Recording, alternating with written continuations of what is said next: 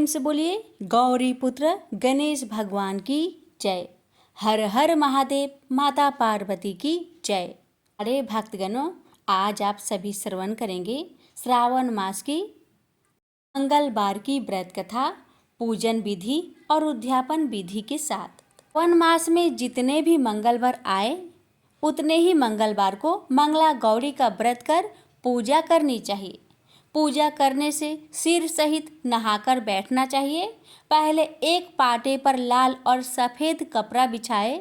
सफ़ेद कपड़े पर चावल की 9 ढेरी बनवाकर 9 ग्रह बना दे और लाल कपड़े पर गेहूं की 16 ढेरी बनाकर 16 मृत्तिकाएं बनाए और किसी पट्टे पर थोड़ा सा चावल रखकर गणेश जी को बैठाए तथा पट्टे के पास थोड़ा सा गेहूं रखकर उसके ऊपर कलश रखे।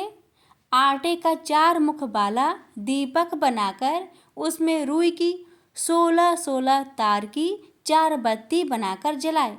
16 धूप बत्ती जलाकर पूजा करने से पहले संकल्प ले।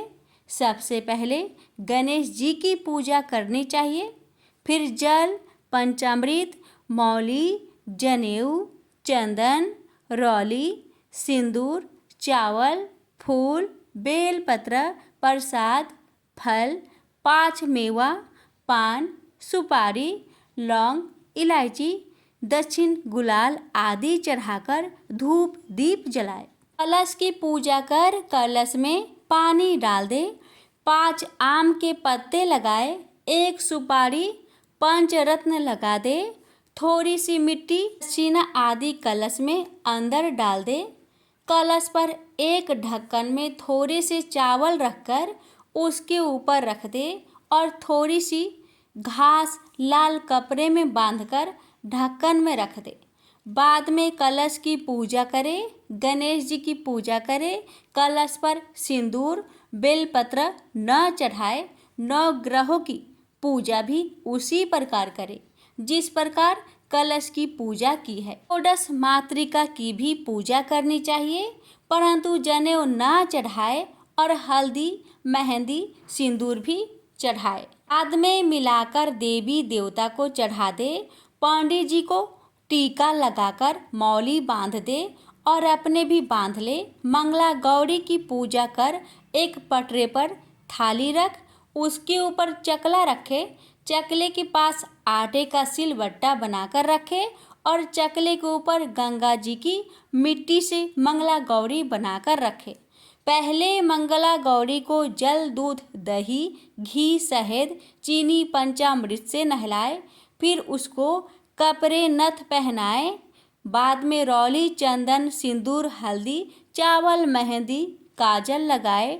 16 माला चढ़ाए। 16 आटे के लड्डू, 16 फल, 5 तरह का मेवा, 16 तरह का अनाज, 16 जगह जीरा, 16 धनिया, 16 पान, 16 सुपारी, 16 लौंग, 16 इलायची, 1 सुहाग पिटारी चढ़ाए। इसमें ब्लाउज, रौली, मेहंदी, काजल, सिंदूर, कंघा, शीशा, नाला, 16 चूड़ी में रुपए और अपनी इच्छा अनुसार दक्षिणा चढ़ाए।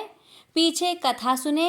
कथा सुनने के बाद आटे के 16 दीपक बनवाकर उसे नाल की 16 तार की 16 बत्ती बनवाकर कपूर रखकर आरती कर परिक्रमा दे।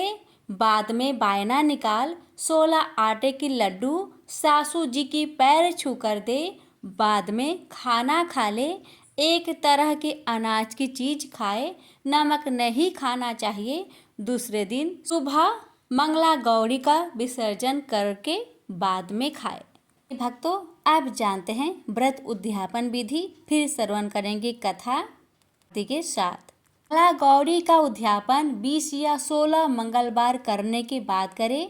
जिस दिन उद्यापन करे उस दिन कुछ न खाए, मेहंदी लगाए। शाम को सिर धोकर गठ जोड़े से पूजा करनी चाहिए। पूजा 4 ब्राह्मणों से कराए।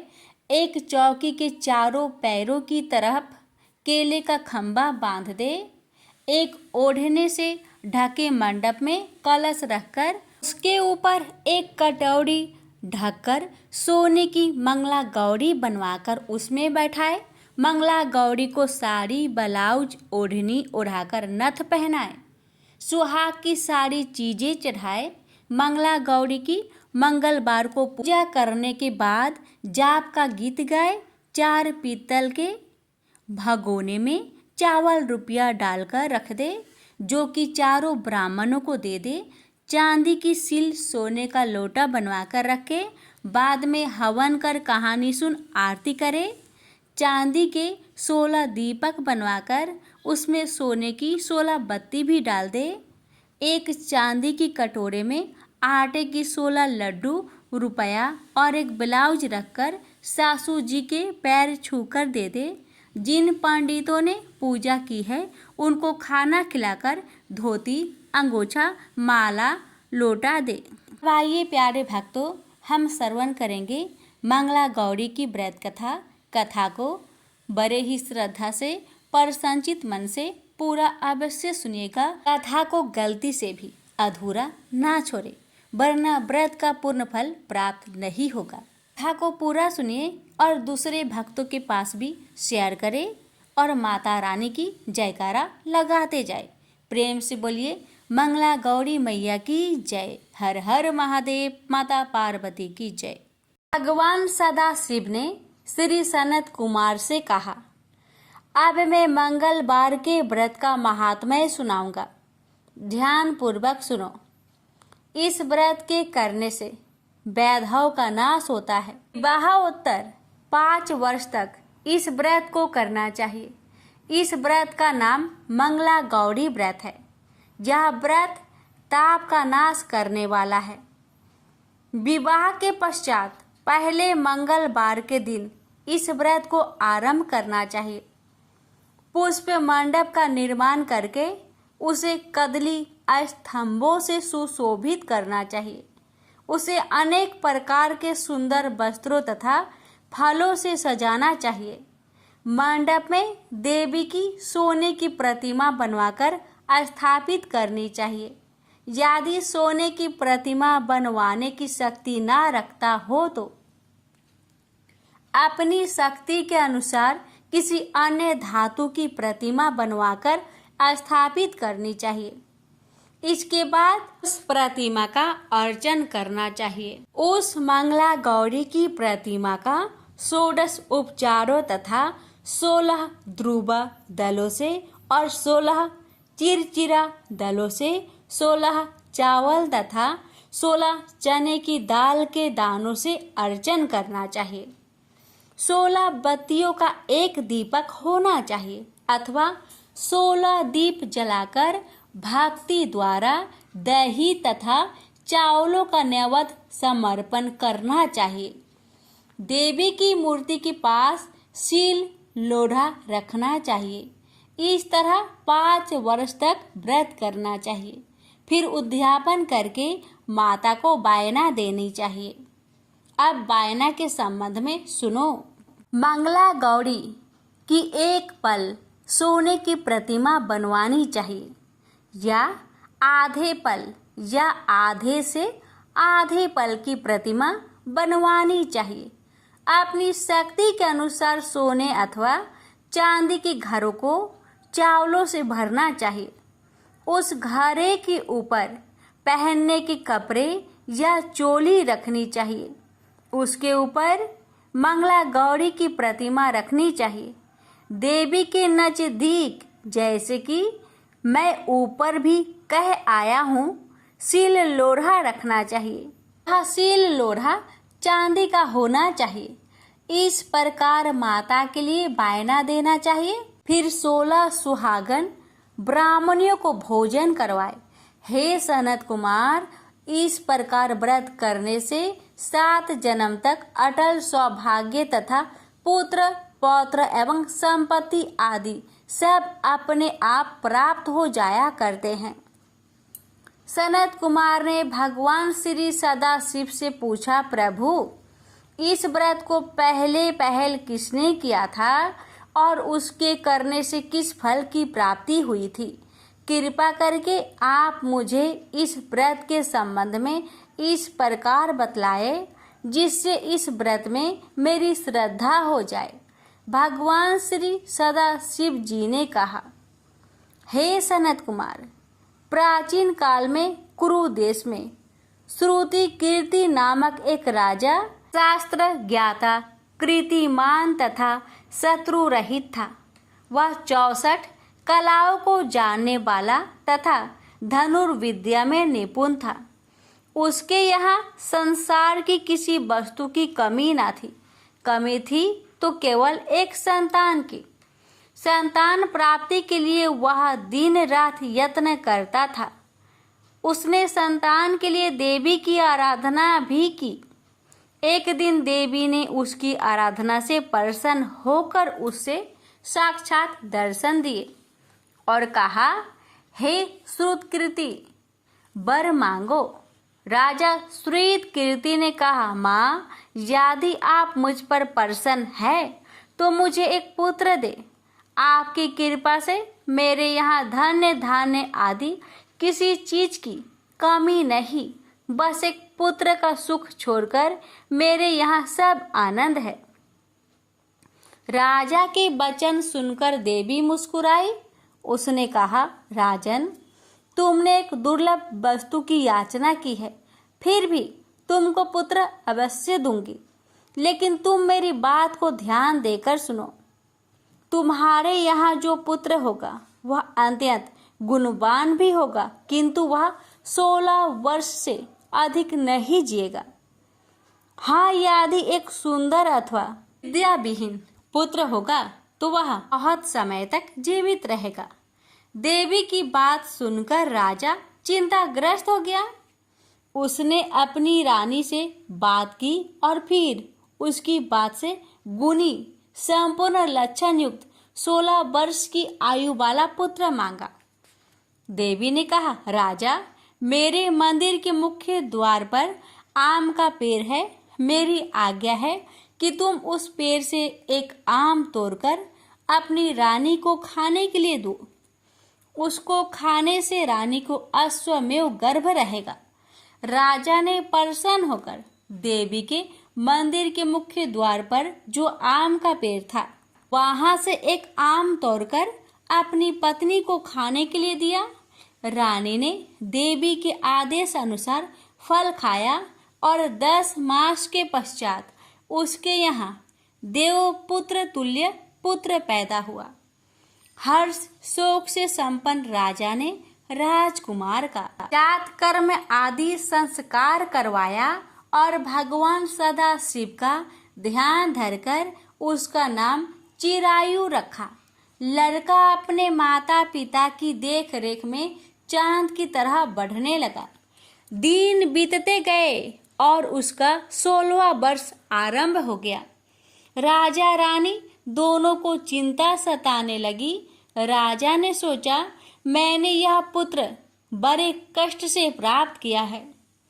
अपनी आंखों में से इसकी मृत्यु कैसे देख सकूंगा। यह विचार करके उसने राजकुमार को उसके मामा के साथ काशी भेज दिया। जाने के समय रानी ने अपने भाई से कहा, तुम कार्पटिक वेश धारण करके राजकुमार को काशी ले जाओ।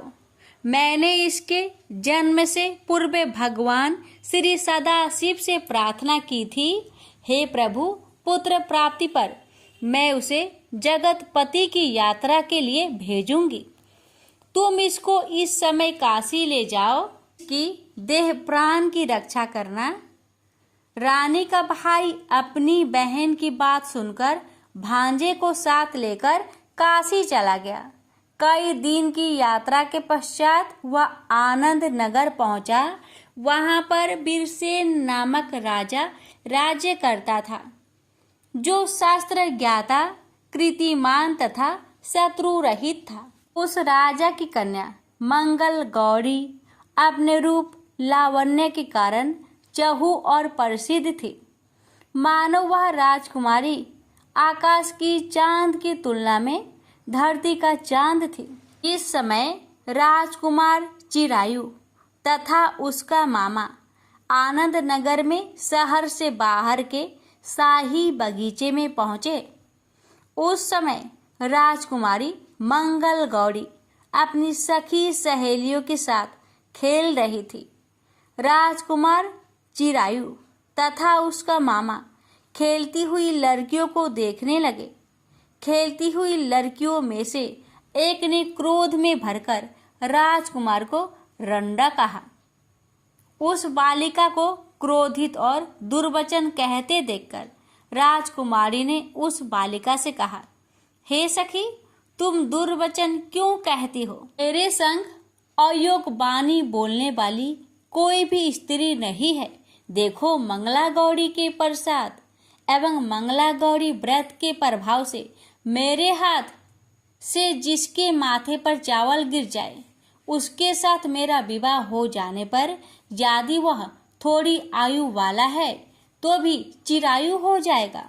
इसके बाद सब बालिकाएं अपने अपने घर को लौट गई। उस दिन राजकुमारी का विवाह वलिहक देश के ढिंढधर्मा राजा के पुत्र सुकेत नाम वाले राजकुमार से होने वाला था। लेकिन सुकेत मूर्ख, कुरूप तथा बहरा था। वर पक्ष वाले उसकी बजाय विवाह मंडप में अन्य अच्छा वर ले जाने की इच्छा प्रकट कर चुके थे। विवाह के पश्चात सुकेत के बजाय प्रस्तुत वर को भगा दिया जाएगा और सुकेतु बालिहक देश को अपनी पत्नी को लेकर लौट जाएगा। ऐसा विचार करके वर पक्ष के कुछ आदमी चिरायु के पास जाकर उसके मामा से कहने लगे, यह बालक तुम हमें दे दो, इसके द्वारा हमारा कार्य सिद्ध होने वाला है। इस भूमि पर परोपकार जैसा अन्य कोई धर्म नहीं है। उन लोगों की बात सुनकर चिरायु का मामा प्रसन्न हो गया, क्योंकि वह बगीचे में मंगल गौरी की बात सुन चुका था। उसने वर पक्ष वालों से कहा, आप लोग इस लड़के को क्यों चाहते हैं? विवाह के लिए वस्त्र, गहने आदि तो मांगे जा सकते हैं, लेकिन कोई वर थोड़े ही मांगा जाता है। फिर भी मैं आपकी बात रखता हुआ लड़का आपको दे रहा हूँ। वर पक्षी जन राजकुमार चिरायु को विवाह मंडप में ले गए और विवाह कार्य सिद्ध हो गया। जब सप्तपदी आदि कार्य होने के बाद रात में राजकुमार मंगल गौरी के साथ सोया ही उसका 16वां वर्ष समाप्त हो रहा था। ठीक उसी समय काल सांप के रूप में वहां आया। संयोगवश उसी समय राजकुमारी की नींद खुल गई और वह सांप को देखकर मारे भय के कांपने लगी।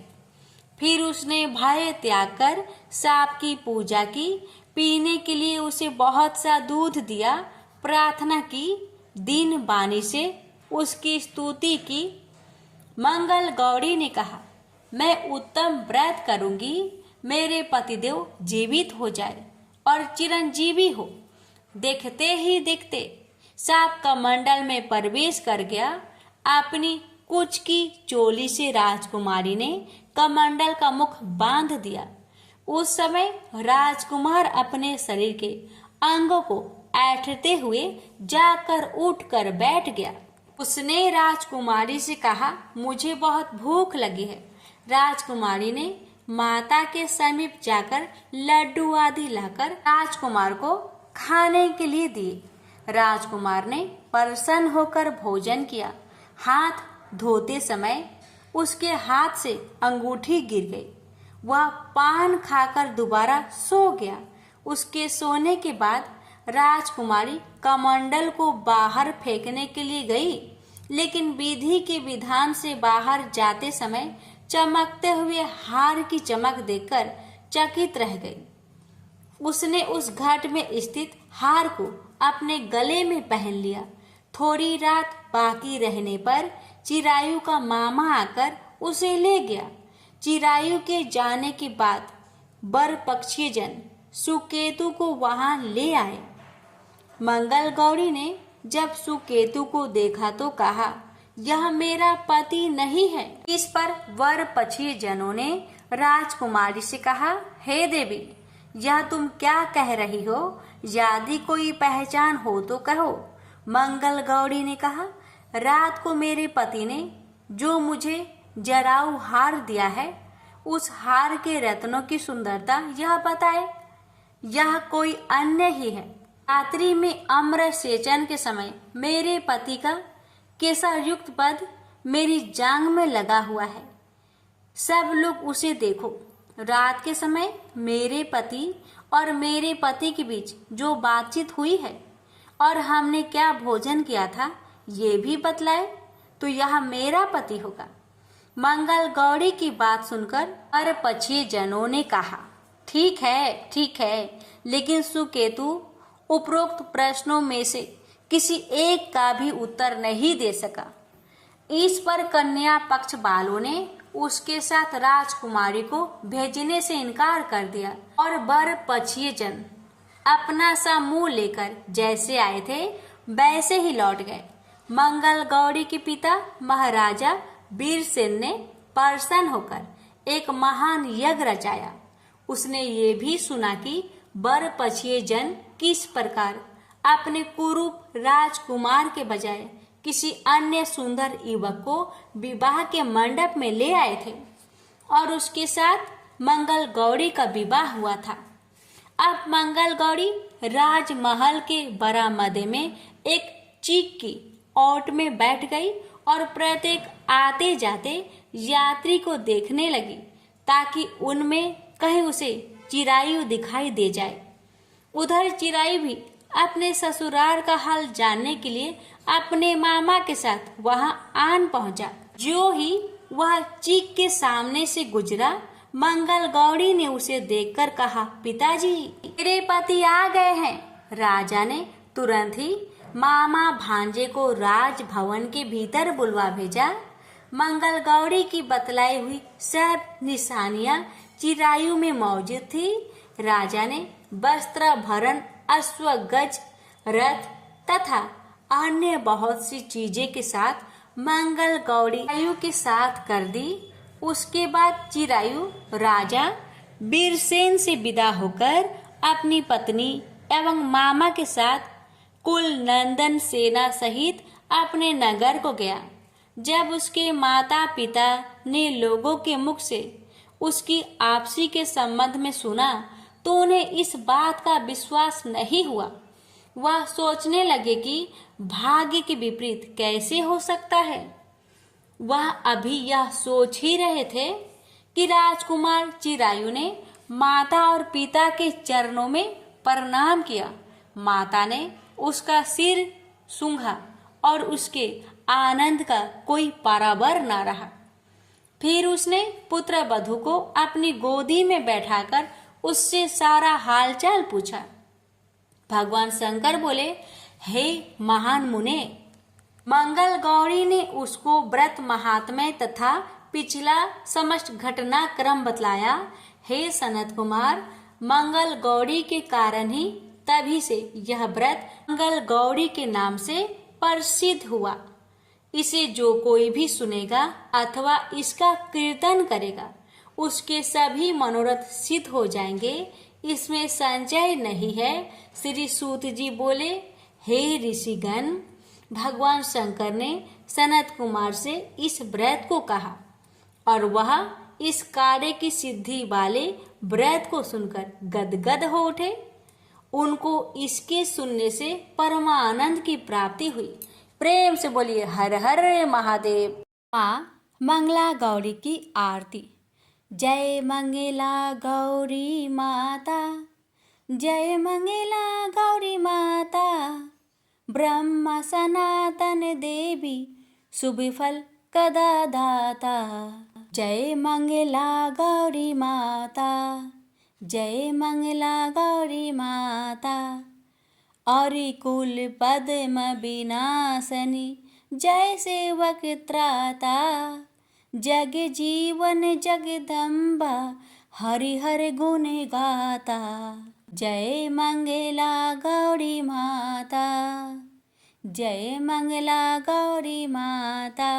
सिंह को वाहन साजे कुंडल है, साथ देव बंधु जह गावत नित्य करता था। जय मंगला गौरी माता, जय मंगला गौरी माता। सतयुग से सुसुंदर नाम सती कहलाता, हिमाचल घर जन्मी सखियन रंगीराता। जय मंगला गौरी माता, जय मंगला गौरी माता। शुभ निशुभ बिदारे हिमाचल श्वेता, सहस भुजा तनु धरि के चक्र लियो हाथा। जय मंगला गौरी माता, जय मंगला गौरी माता। सृष्टि रूप तू ही जननी, शिव संग रंग राता। नंदी भृंगी बिन लाही तारा मद माता। जय मंगला गौरी माता, जय मंगला गौरी माता। देवन अरज करत हम चित को लाता, गावत दे दे ताली मन में रंग राता। जय मंगला गौरी माता, जय मंगला गौरी माता। मंगला गौरी माता की आरती जो कोई गाता, सदा सुख संपत्ति पाता। प्रेम से बोलिए मंगला गौरी माता की जय। माता सबका कल्याण करे।